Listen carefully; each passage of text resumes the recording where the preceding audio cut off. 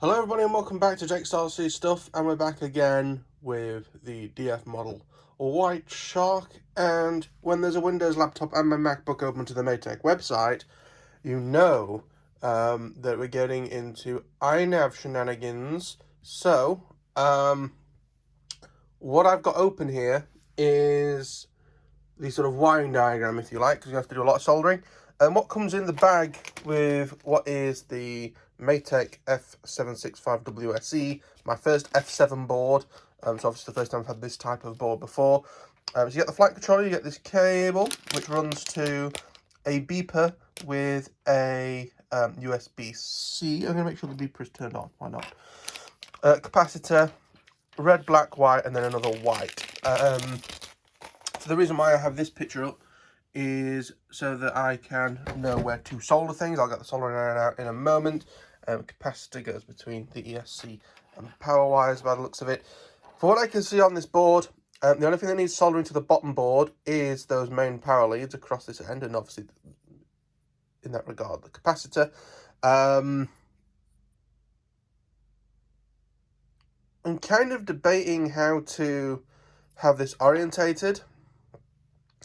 I am personally thinking backwards for the simple fact of then the wires are going straight this way and the wires need to go straight up because I'm going to have it about here. So the wire can go up to where the connectors are for the wings. I can't fully remember how hard it is to rotate a board now, though, in iNav 4.0.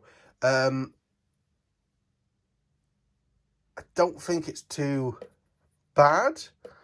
I could just like your 180 and there we are. But yes, I'm also debating whether I want to get an SD card or not for this.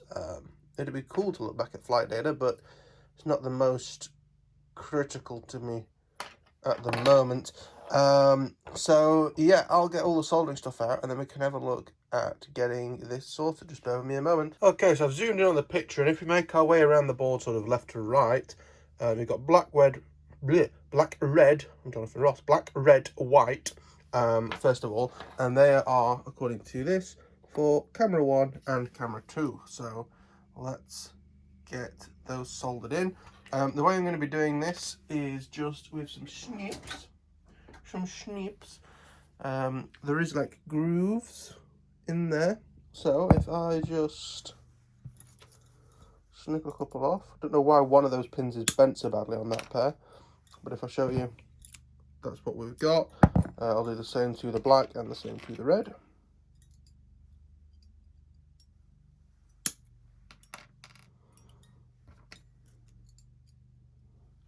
Not sure if I've said this already, but apologies for lawn mowing noises. I will let them off, as A, they're normally quite good neighbours, and B, the area that they have to mow is quite large, so a petrol lawnmower is needed. Not like the other neighbours who, for like a 4x6 feet bit of grass, mow it, but mow it about 3 times to, I don't know, use the fuel of some shite, I don't know. I've put them in the wrong way around. It's black, red, then white. So, other than the fact the black's just fallen out, that's how they're going to look. So, what I need to actually do is take the top board off so I can get to it to solder it. That would help. And we'll get those first few pieces soldered in. Okay, so that's the first few soldered in. The problem is, though, is I've blocked up some of the holes for the next one, which is a pain in the arse, but we'll get there. So on this one, we've got same black and red for current sensor and video transmitter. Which is funny because I'm probably not going to use them, but never mind. Right, so we'll get them soldered up back very shortly. Okay, so these I have managed to get all soldered in. It's not the prettiest, and I've just dropped that all over the floor. I've also done the ones across here. They are just the ones for our servos. But I have spotted a small problem, which is a thing that fell out. So, let's put it back together. I've got those pins in ground, so then you can see there's one pin spare, but I also need some grounds across there. Now I have knackered up one pin, so that's where one pin has gone, but I'm 2 pins short, so it didn't actually come with enough pins, which is a bit of a pain in the arse. Luckily, I have some spare from another board that I've done.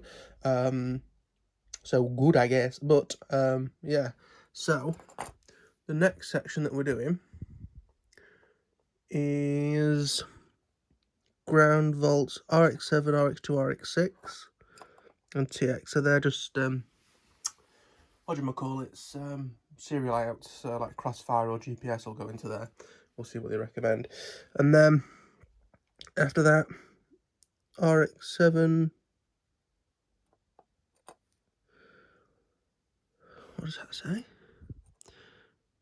RTS7, CS1, RX3, TX3, DA1, CTS7, God knows. CU2, VB1, RSSI, airspeed, 5 volts ground, LED 5 volts ground, S1 and S2. Now these are S's across here, so I think S1 and S2, they're going to be our motors. But yep, and we're soldering it up like this to show you the picture. I'm probably going to get them all in one. I'll solder them all at once, so I'll go and get that done. Okay, so that was all the pins soldered in on this board. Bit of a mess, but there we are. I'm now looking at doing the power wires, which is, if anything, a little bit more complicated because I'm just putting that in as per picture. This, I have to work stuff out. So I've got some, what gauge is this? From the component shop, if you're interested. Little company. 12 gauge, which I'm going to use for the battery. Probably a bit overkill, but never mind. I'm going to put on the outer, because it, if I zoom in, it's battery, ESC, and then 2 negatives. So I'm going to have outer B for the battery and inner B for the speed controllers. Speed controllers are going to be a bit more complicated, because obviously I've got to split them to 2 different ones, because this doesn't have 2 pads like the F405, the bigger F405. So I'm going to get this soldered up. I'm going to start off by just putting on an XT60 connector. I might need to use an adapter off the XT60, but I want to try and move everything to XT60. So here's the XT60 connector itself. We've got our 2 bits of wire here. Solder them on. You can each shrink them and then solder them onto there. So I'll show you that once it's done. Okay, so here is what I believe is technically called the fly lead. And that's all ready to solder onto here. That way around I think it'll be. And then we've got the middle 2, which will be for the speed controllers.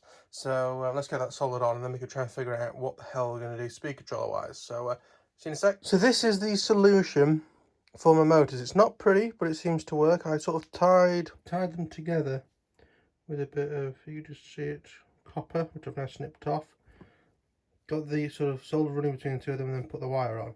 I'm going to do the same thing with the black, and then we can work out fitting it to the fly controller. Okay, so just to show you, this is what I'm doing with the connectors, just sort of in the wire hole, out the air hole, into the other air hole, out, and just tied up like that, just so they're not going to fly away from each other. I've got the wire with solder on it. I'm going to put a bit of solder on these just to keep them together, and I'll slap that on, and away we go. Okay, this is what it looks like post-solder. Again, not pretty and not focusing. Not pretty, but it works. I don't want the... When I first soldered it, they're actually rolled up nice next to each other. I don't really want that because it might be a challenge to get both wires in. Now, as I say, not pretty, but we'll just tidy with a bit of copper, and then it's all ready to try and have some heat shrink put on it. And here we have the finished articles. They kind of look like E.T. and E.T.'s dad, really. But there they are done. I'm just going to choose a length, cut it, and get it soldered onto this board. Okay, so the soldered, I'll actually remove the black one to get it out of the way. It doesn't matter that the black 2 are touching each other because they're onto the same pad anyway. And it doesn't matter that this red thing is going onto this component here because that's the current sensor, that's how it works. So, that's that done. The thing that I've literally just remembered is I've got to put this capacitor on as well, which will be a lovely, lovely pain in the arse to do. I'm going to have to cut these down, obviously. The dash here is your minus, because it looks like a minus. So it'll be that way around, and it's tapped on top really. So we'll get that done, and excellentness will happen. Okay, not sure how happy I am with that, but it's on. I might just do that black one again because it really isn't that much on, but I'm scared of touching this plastic connector. But I can bend it up out of the way, so that's good. So I've kept it a bit longer. So yeah, I'm going to retouch up that black one, hopefully knackering up that connector, and that's all the soldering for the flight controller done. Hooray! Okay, and here it is, all screwed back together and ready to fit in the plane. And that's what it's going to look like in the plane. So there's plenty of lead to the front for the battery, depending on where the battery's going to go. Those 2 will sort of end up being bent up and round to go into the two wing connectors. Technically I have done this wrong in the fact that I should have tested this before soldering it up, but never mind. Hopefully this is the one that works. Sod's Law being the most expensive one I've got, and I've got no money, this will be the one that doesn't work.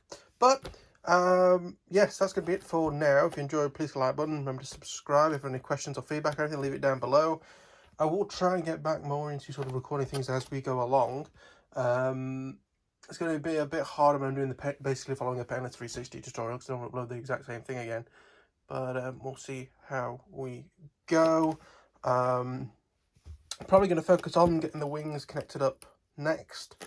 So I get them connectors done. That'll be GPS, servos, and not GPS, video transmitter, servos, motors, and the receiver, the TBS Crossfire. So I'm now going to try and find a safe place to put this. There's a lot of stuff that won't fit in that box. But yeah, thank you for watching. I'll see you in the next one. Bye bye.